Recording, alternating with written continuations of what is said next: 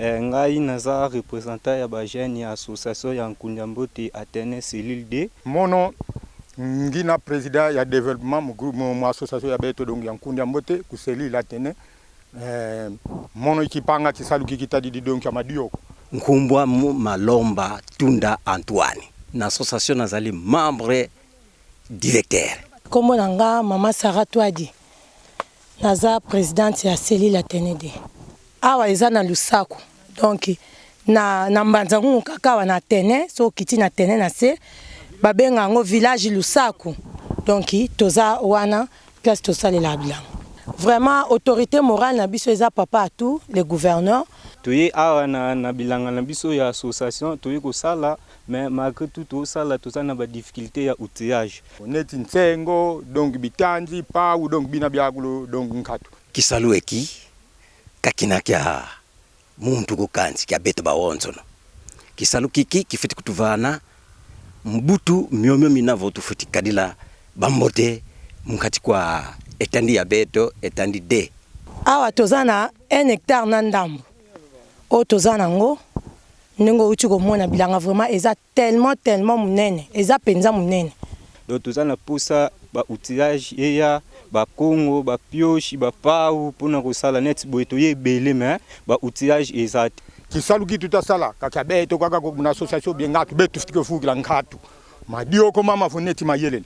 Mkonso muntu inone mbongozani kalenda kuiza wizidi sumbidi muna mbongozani wele fukiri kunanzo ye bana ye famille. Shayi hivyo iteko kele mbongozi na kaza muntu mmoshiko kansi za beto bawonzo do tuna munankati kwa membre ya association ya beto.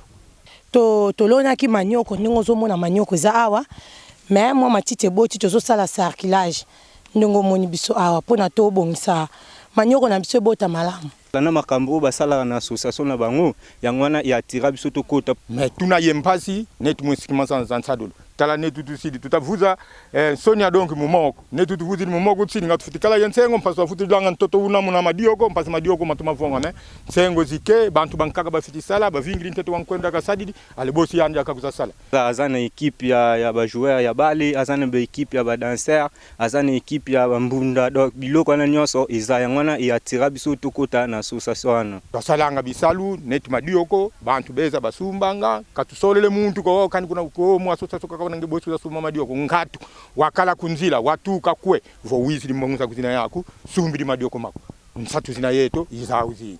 En tant que présidente ya cellule Atene D ya Nkundambote jusqu'à siko biso tozana na association. Toza association Asbel. Donc na kati association Asbel ndongo uti komona bo toza parti politique te tozana na politique. Kadi luna iluve lwa savonde tufuti sala kwa kwingi pasho talenda baka biobya mvukisila mambo mawonso no manamena yetu nsatu. Donc oya moni azana makoki ya ko soutenir ndeti ba œuvre ya boye. O eza pona ko sunga population, pona ko aider masio tozana bango ndio tozokamba. Tango bilango ekoli eza ka Nkundambote te mutu ko bénéficier nango. Mais ba ko luka bateka ngo ande o Nkundambote bat ba ko somba.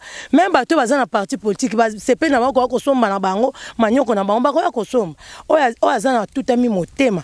Pona aider biso na biloko ya bisaleli o tozana ngo besoin ba outillage wana nyoso ba semence tozana ngo posa kolona emeka kosunga biso po ba papa bazana bana baza pena ba ba charge mo ba responsabilité y compris na ba mama.